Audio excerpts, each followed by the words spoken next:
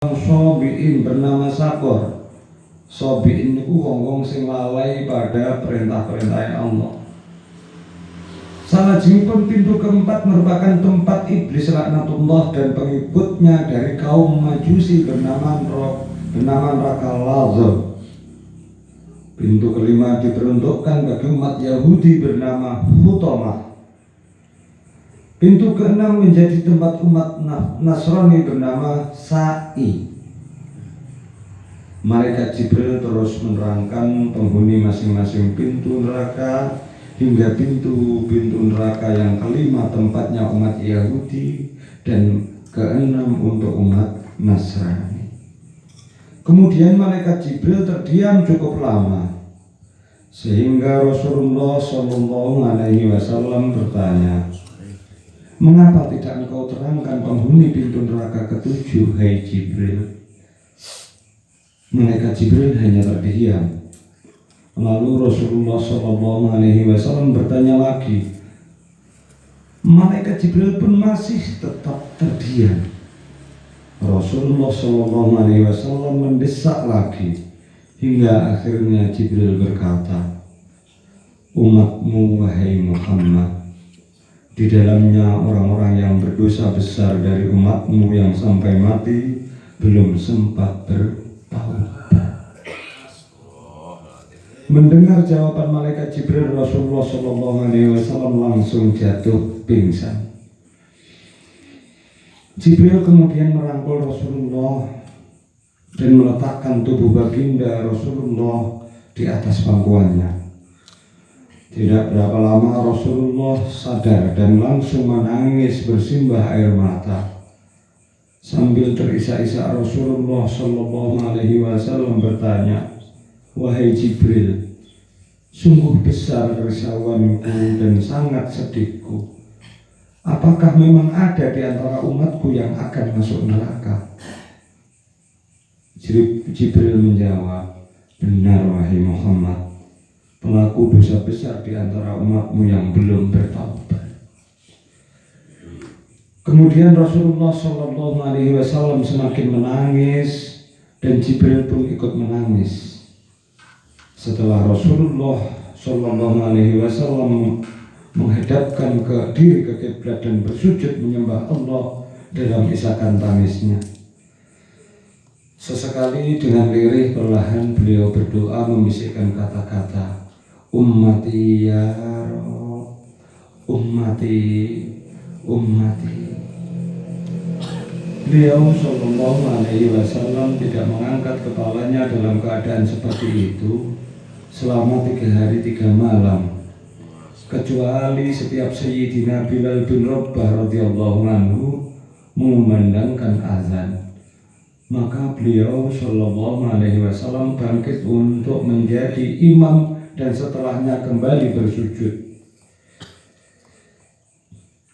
Pada hari ketiga, sahabat Abu Bakar As-Siddiq radhiyallahu anhu menyadari hal ini.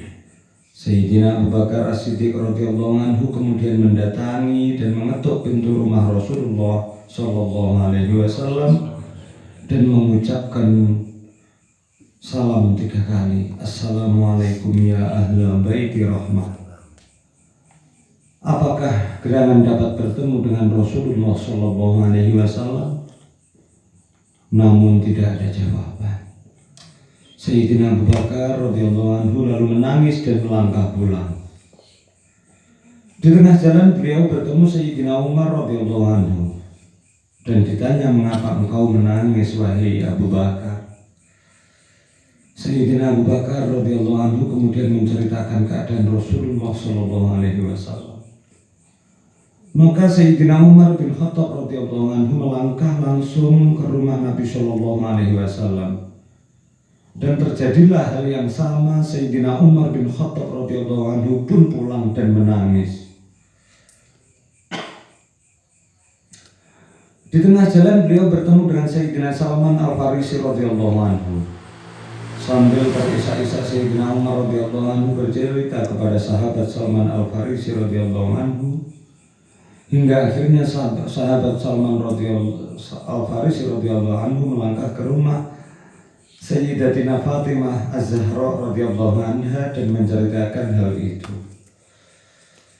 Maka segeralah Sayyidatuna Fatimah radhiyallahu anha memakai baju yang panjang dan dengan setengah berlari kemudian beliau menuju rumah Rasulullah sallallahu alaihi wasallam. Kemudian mengetuk pintu dan mengucapkan salam sambil berkata, "Saya Fatimah ya Rasulullah." Mendengar suara lembut putri tercinta, sejuklah dada Rasulullah sallallahu alaihi wasallam. Beliau pun bangkit dari sujud dan membuka pintu. Ketika melihat Rasulullah sallallahu alaihi wasallam, menangislah Sayyidatina Fatimah radhiyallahu anhu karena melihat Rasulullah pucat dan sembam mukanya akibat banyak menangis dan sangat sedih. Lalu Sayyidatuna Fatimah radhiyallahu anha memeluk Rasulullah sallallahu alaihi wasallam seraya menangis. "Wahai ayahanda, apakah gerangan yang menimpamu? Mengapa engkau begitu sedih seperti ini?"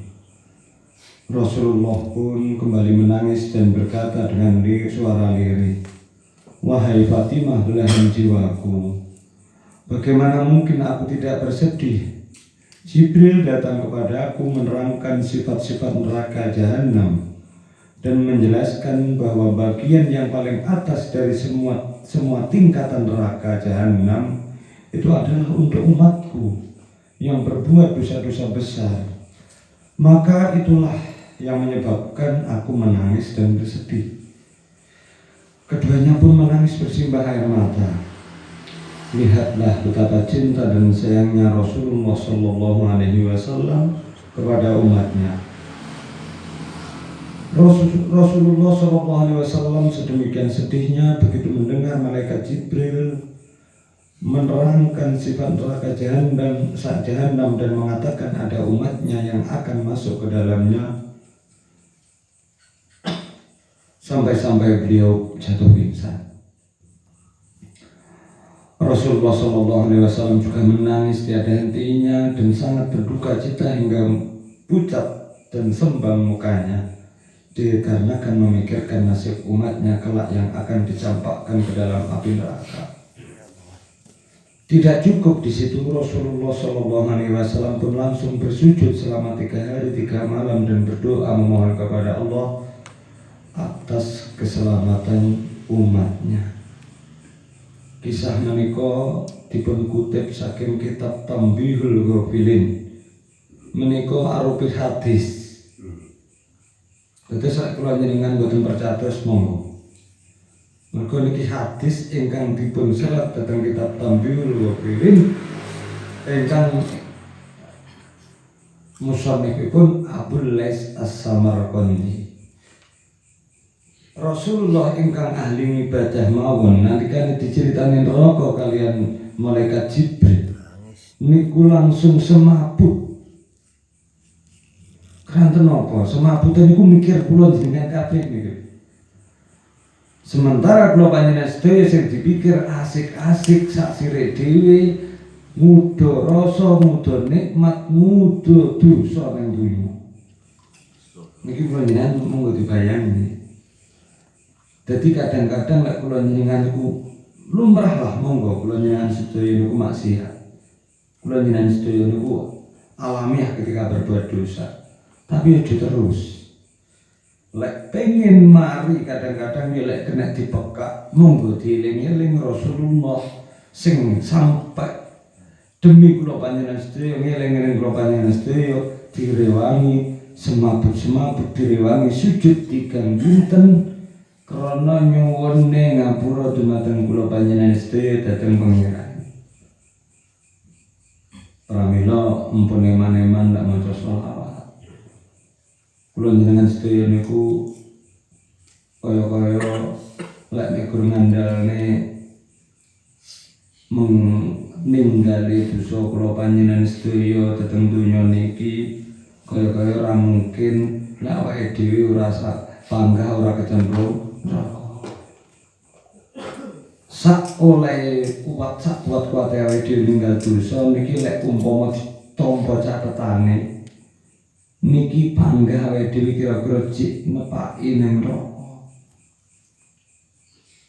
Jadi krana napa kula njenengan sedaya niku wis kadung diujo kali setan. Kula panjenengan sedaya mungkin dari segi zahir mboten nglakoni dosa.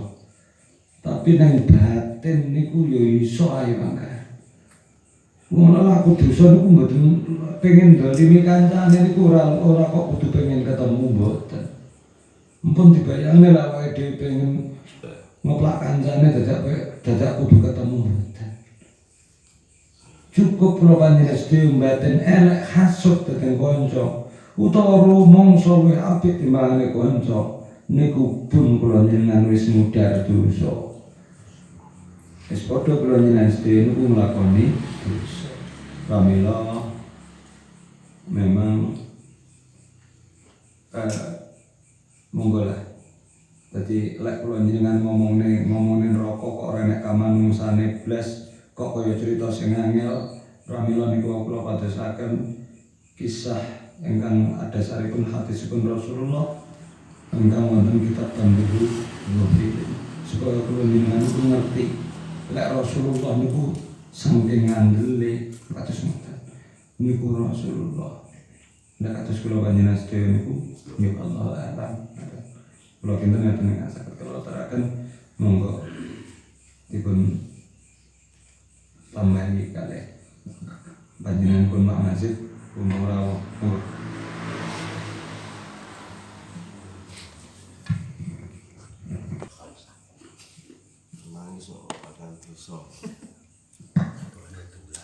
Assalamualaikum warahmatullahi wabarakatuh.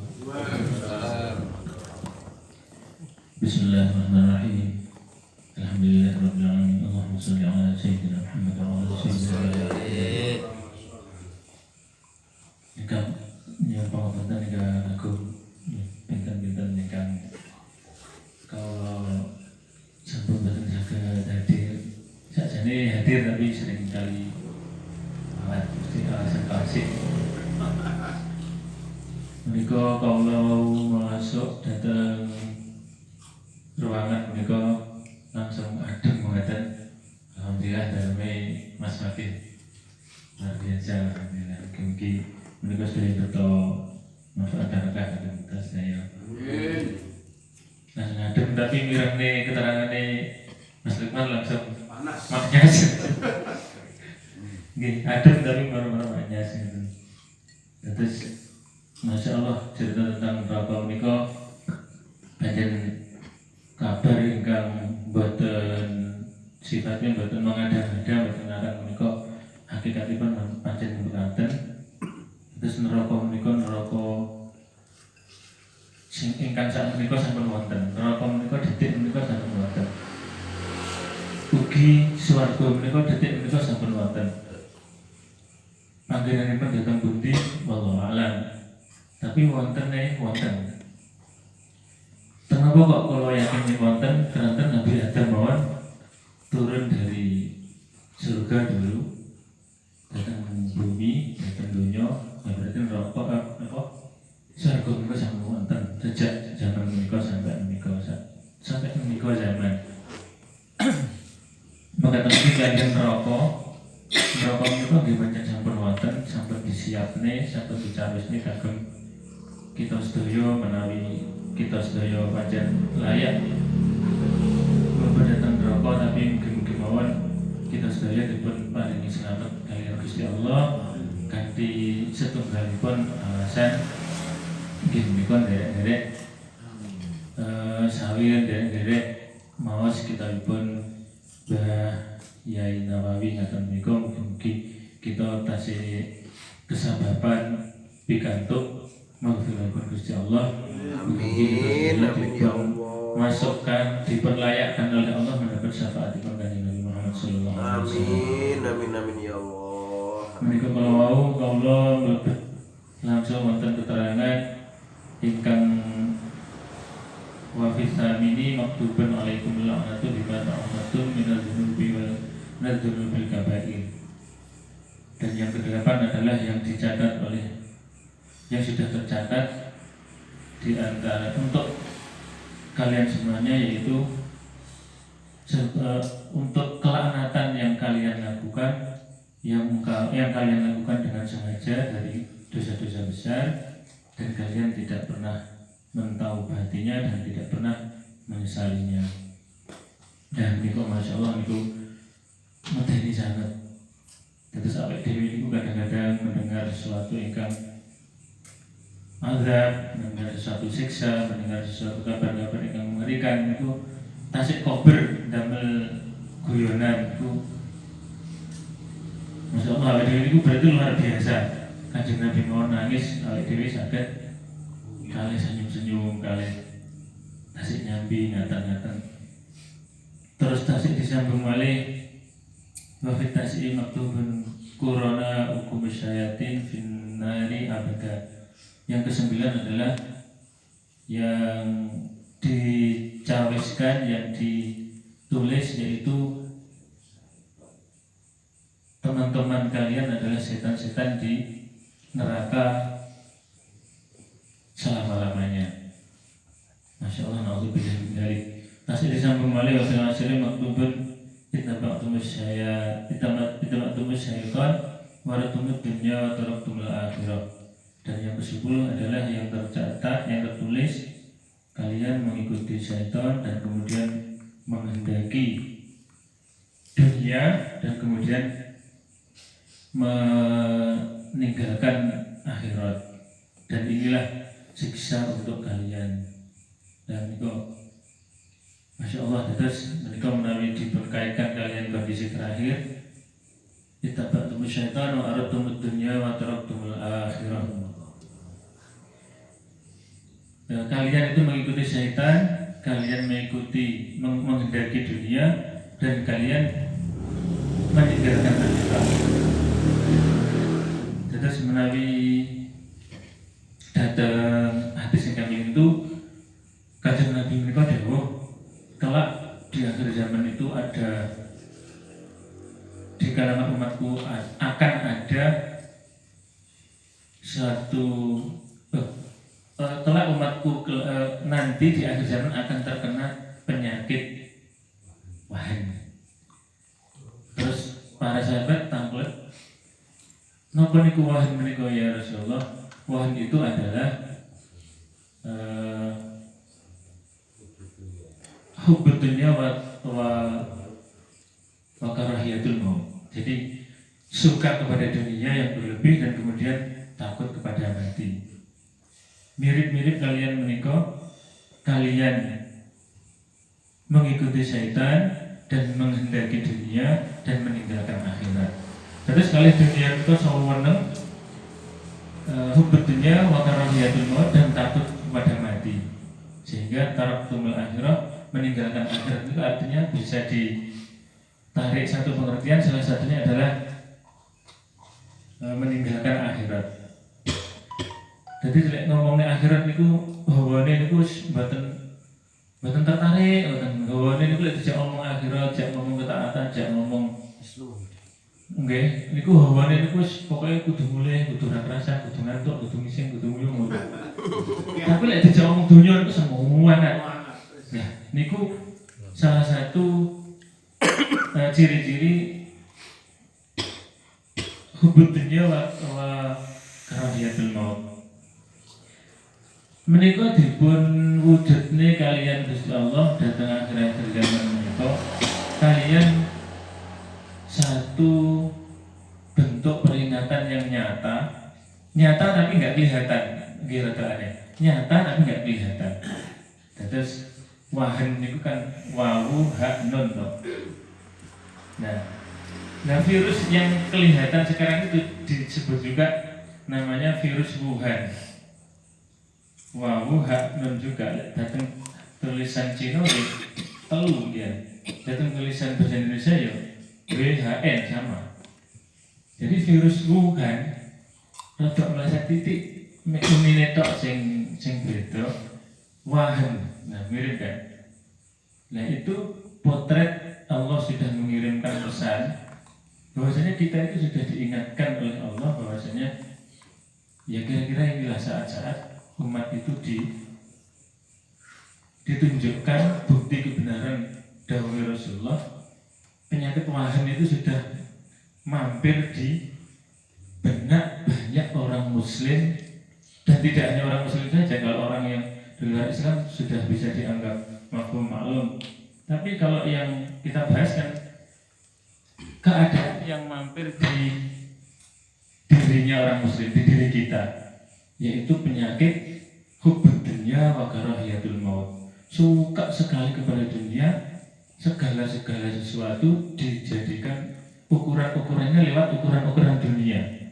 Kesuksesan, mengukur orang diarani sukses ketika melihat dunianya. Melihat orang diarani berhasil diukur dari dunianya. Menika sampun terjadi di mana-mana.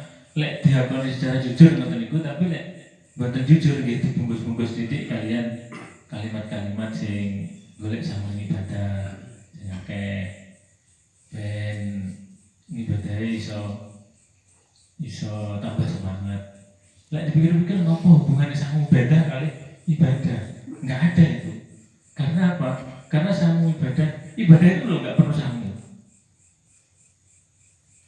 Jajal lek melu akeh wong golek sangune ibadah no, ben ibadahnya tambah semangat. Loh, apa ibadah ki perlu sangu? Mboten perlu sangu. Lho lek ngene haji saya rumah sama apa iso haji ora gawe duit. Lah iya memang lek memang duwe duit kan haji. Lek enggak duwe duit apa haji? Mboten. Jadi sebenarnya ibadah itu enggak perlu sangu. Dan sangu itu tidak menunjukkan satu bentuk ibadah. Jadi ibadah itu ya ibadah, ya niat. Ibadah itu letaknya di niat, tidak di sangu. Terus menikah yang perlu diletakkan, ditegaskan,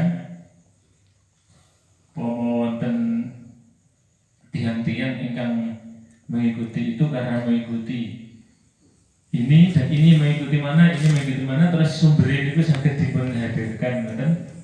Sebenarnya nyapok tidak boleh sama ibadah, orang usah. Jadi ibadah itu nggak perlu sama. Kalau kita memang perlu mencari rezeki, bekerja, melakukan aktivitas yang menghasilkan uang, itu sebenarnya bukan mencari samu, bukan, tetapi mengeluarkan nikmat yang diberikan kepada kita oleh Allah berupa apa? Kenormalan berpikir, kekuatan fisik, kemampuan memanage, dan seterusnya, yang itu adalah untuk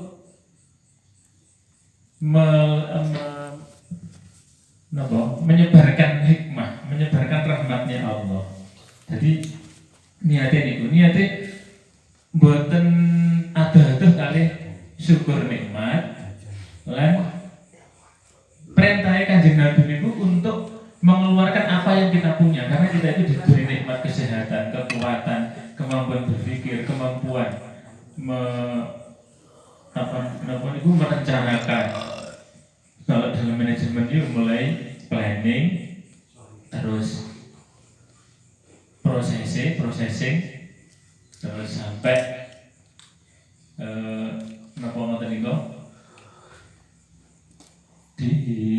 dikoreksi. Napa masalah jenenge mulai di dalam unsur manajemen ada berapa? Mulai planning sampai evaluating itu kan, itu fungsi-fungsi yang bisa dilakukan, dan itu adalah karena kita sehat. Jadi orang boleh sanggup orang, tapi justru kita ini sudah diberi sesuatu oleh Allah, kemampuan berpikir, kekuatan fisik, kesehatan badan, terus orang tinggi, terus orang ditokne kemanfaatannya. Jadi ini khairukum khairun nasi anfa'uhum khairun nasi, sebaik-baik manusia adalah yang baik, yang paling banyak manfaatnya itu khairun nasi anfa'uhum linnas. Kan sebaik-baik manusia adalah yang paling bermanfaat kepada manusia. Ya, makanya sebenarnya itulah manfaat, itulah yang jadi ukuran kita melakukan sesuatu, bukan golek samu, bukan. Jadi itu memang perlu kita genahkan, kita kita dudukkan, kita proporsikan, kita dudukkan pada proporsinya yang seharusnya. Maka ibadah terus mari ngono golek samu ibadah, terus golek samu, terus kapan ibadahe? Ya pada saat sing jarene golek samu ibadah niku lho diganti yo ibadah. Diniati ibadah dalam bentuk nopo? Ini dalam bentuk mengeluarkan kalau lingkungan, kalau orang, kalau organisasi, kalau apapun itu membutuhkan kita sumbangan berpikir, ya kita berikan sumbangan pikiran. Kalau membutuhkan sumbangan tenaga, misalnya memang waktunya kerja bakti dan kita bisa, ya kita keluarkan kemanfaat diri kita dengan ikut kerja bakti. Kan begitu. Jadi yang dilakukan adalah mengeluarkan kemanfaatan, menyebarkan rahmatnya Allah. Terus bukan bengkel. Niatnya bukan beli duit, bukan. Niatnya adalah membantu orang sesama manusia hamba Allah yang pas kebocoran bani utawa pas kangelan napa niku golek tambang angin misalnya. Mboten kok golek sami ibadah, mboten kok golek duit dengan bengkel, mboten. Memang rada angel iki dipapakne, tapi memang kudu ngoten iku sakjane. Soalnya motivasinya rada bergeser titik niku wau mencari uang dengan bengkel. Iku saged bengkel ini kene terus kono dikek paku ngono dadi ben bocor. Kan untuk mencari uang bisa melakukan banyak hal yang sampai tidak dibenarkan syariat niku, bisa jadi niku. Tapi kalau niatnya adalah menolong, itu tidak akan pernah terpikir oleh orang yang melakukan bengkel itu tadi. Dan seterusnya. Akhirnya mereka mau kembali ke hubbud dunya wa karahiyatul maut, bahwasanya penyakit wahan itu sudah dihadirkan yang 1400 tahun yang lalu disabdakan Rasulullah, kayaknya sudah mulai ditunjukkan oleh Allah lewat bukti yang nyata tetapi nggak kelihatan. Jadi rada aneh, nyata tapi nggak kelihatan. Virusnya nyata, jelas ada, tapi nggak pernah bisa mampu kita lihat. Tapi kok kita bisa percaya ya, wong virus juga nggak pernah bisa melihat, tapi kok ya percaya, ya wedi, ya panik. Tapi kalau Gusti Allah sing menciptakan nggak pada wedi, nggak pada panik, saya rada aneh. Dan itu kalau terjadi di luar Muslim, ya wajar karena memang konsep mereka kacau dengan ketuhanan. Konsepnya saudara-saudara kita Nasrani dengan tauhid itu juga kacau. Saudara-saudara kita di Yahudi konsepnya ketuhanan kacau. Saudara-saudara kita Majusi, saudara-saudara kita agama arti Hindu, Buddha itu lebih kacau. Kita itu nggak boleh kacau. Orang Islam, Muslim itu orang yang konsep ketuhanannya la ilaha illallah Muhammadur Rasulullah. Ya Allah, tidak ada Tuhan yang harus hamba sembah kecuali Engkau ya Allah. La ilaha illallah, tidak ada zat, tidak ada Tuhan selain Allah. La ilaha illallah, tidak ada zat yang pantas harus aku takuti kecuali Engkau ya Allah. Tetapi hamba setiap hari takut kepada istri saya. La ilaha illallah. Ini puisine Gusmus nih kok. La ilaha illallah, tidak ada Tuhan yang harusnya patut hamba jadi. Tidak ada pihak, tidak ada sesuatu yang harus hamba jadikan obsesi tujuan kecuali Engkau ya Allah.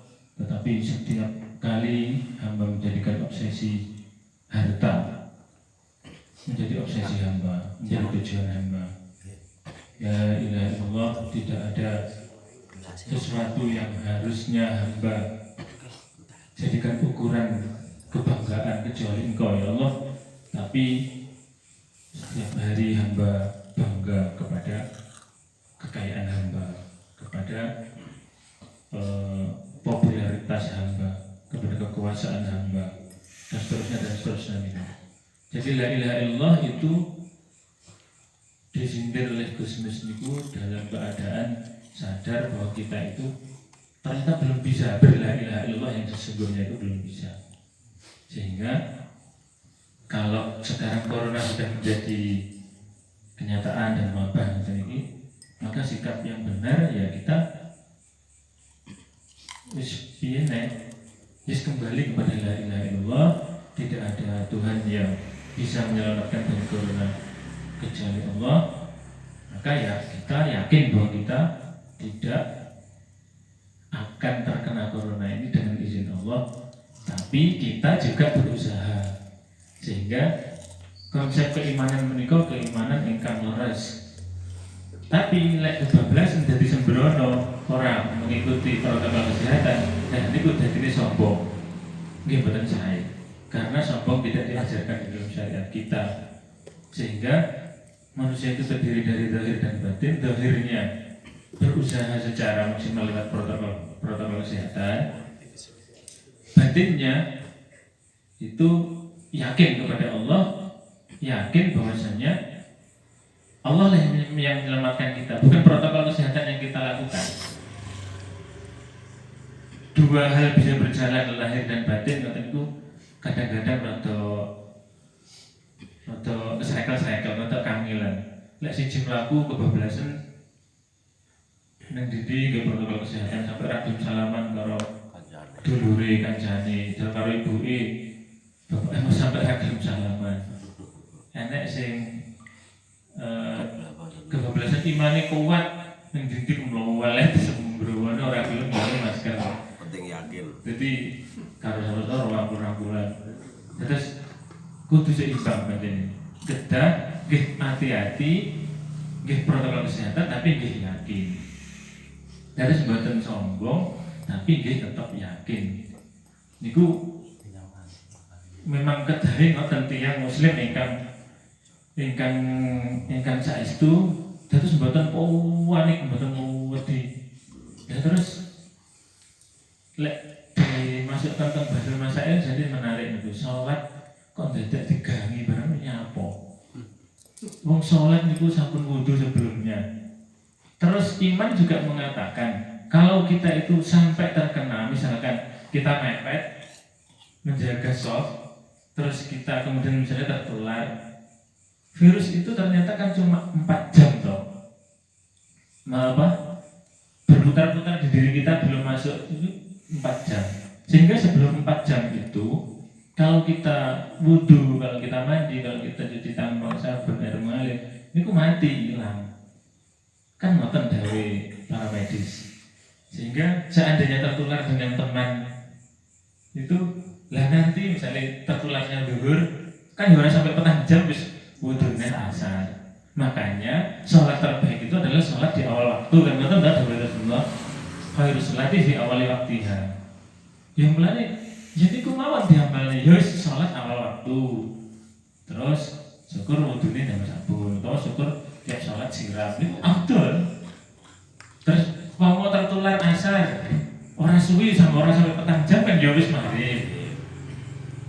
Lah mungkin mau tertular maghrib kan ya ora suwi wis isya, wong sak jam balik.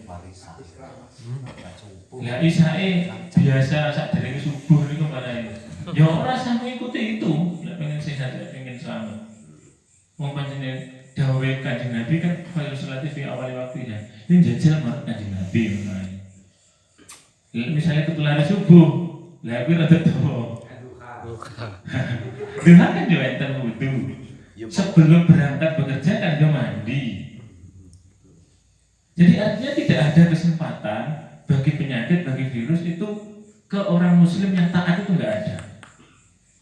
Sehingga kita enggak perlu panik terus sampai sholat diganggangi. Yang biasanya sholatnya direndeti ben ora nek setane ya saiki ganggang dadi sholatnya bareng setan begitu. Setan belum jamaah sae no. Alhamdulillah. Setane jamaah.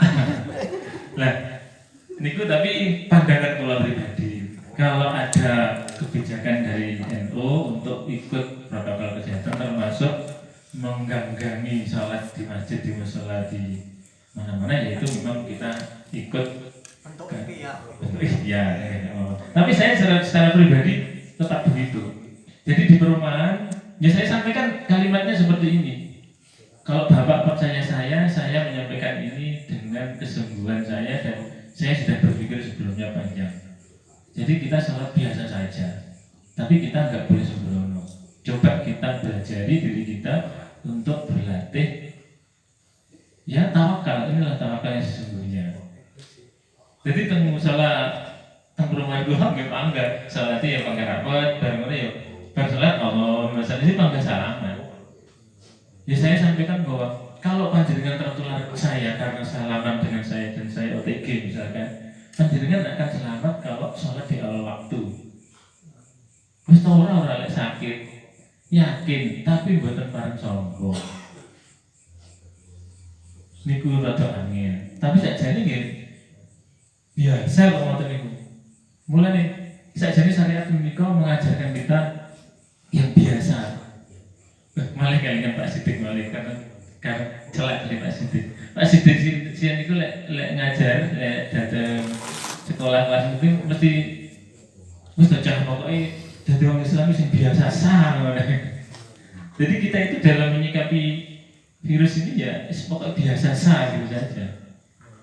Karena ini corona ini adalah virus biasa seperti MERS, seperti H2N1, seperti virus flu burung dan influenza biasa itu, tapi nggak tahu kok bisa menjadi luar biasa seperti ini. Kenapa? Yaitu proses, nggak tahu. Kalau ini Mas lebih tahu, mungkin ada proses politik di belakangnya, ada konspirasi macam-macam atau proses panjang pokoknya. Tapi yang jelas, kalau dilihat dari ranking tertinggi itu TBC. TBC itu 4.000 orang tiap hari mati seluruh dunia. Apa ada corona satu hari mati 4.000? Apa ada? Nggak ada. Paling 1, 2, 100 seluruh dunia tahu 1.000 lah paling banyak seluruh dunia tertular. Itu pun nggak mati. TBC itu mati. KCE TBC itu buatan di blow up, buatan di mediakan, buatan di laporkan tiap hari. Karena kan dilaporkan toh. Jadi nggak sadar laporannya gugus tugas itu ternyata memungkinkan masyarakat itu terciptakan kepanikan di dirinya. Jadi masyarakat kayak dibawa ikut panik. Makanya kita sebagai warga masyarakat, sebagai pengisi tahlil, yasin, sebagai orang yang mungkin ditanya masyarakat, mari kita menyebarkan optimisme di tengah masyarakat. Mari kita menyampaikan ke tengah masyarakat, ke tengah umat itu yakin bahwasanya syariat Islam ini lek wis dieloki bener, wis tentang sholat niku mawon. Pokoknya temen wudune saestu, sunah-sunah wudu niku dilampahi. Misalnya pas wudu niku istinsa menghirup air datang niku irong ukurannya yang benar bisa sampai pengar. Dan itu pokoknya virusnya waktu mati.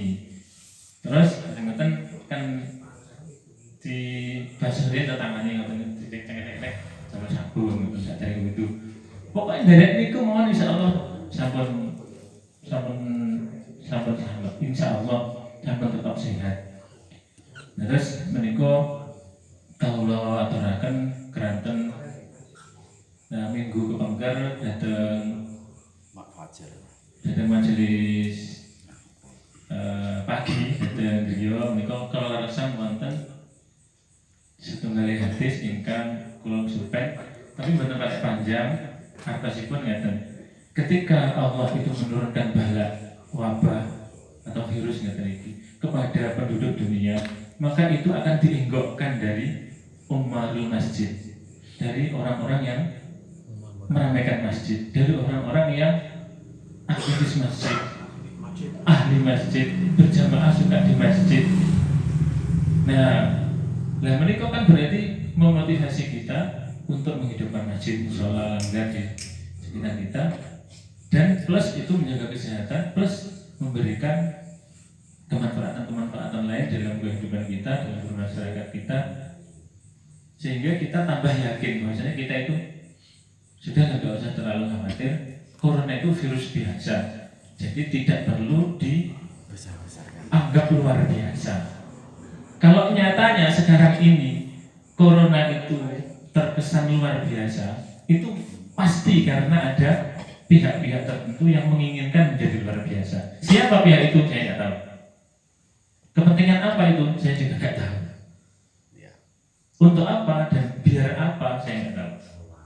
Tapi sudah teman yang sudah berusaha saya komunikasikan kepada beberapa teman-teman di kedokteran. Kalimat saya ini saya sampaikan, kalau saya mempunyai persepsi gini benar nggak Pak Dokter? Virus corona itu virus biasa, jadi tidak perlu dianggap luar biasa. Oh ya benar. Terus kalau lagi biasa mau, yang perlu luar biasa adalah kita menyikapi nasihat-nasihat atas yang didawani Mas Lukman mau tentang kabar-kabar akhirat, tentang karakter-karakter diri kita yang sulit menyesal dengan dosa kesalahan kita, karakter-karakter kita yang bebal menerima nasihat-nasihat, koyok-koyok mendengar, menerima, kemudian tersimpan ngotot kok belum bisa memberikan antar kepada perilaku kita, pemikiran kita, sikap kita, ketaatan kita, kekhusyuan kita, kok durung enek tilase blas dari nasihat-nasihat yang diberikan itu. Mas kalau sampai sebelum-sebelumnya kok ya kita urung enek perubahan blas. Sing ngoten-ngoten itu insyaallah yang harusnya kita sikapi secara luar biasa. Corona itu biasa. Corona itu bukan usah dianggap sesuatu yang luar biasa. Pangapunten sangat kula kebablasan terlalu panjang. Mugi-mugi saged dipun maklumi kenaten lek pun diparingi mic ngene iki malih semua betul ngertos. Kalih Pak Admin pun dipedhelongi kula saja. Ora kroso. Awak delok jam ngene ora kroso. Kula sing kesal. Tapi lek kono ora ngomong kok nyawang tok. Ngapunten. Assalamualaikum warahmatullahi wabarakatuh. Waalaikumsalam.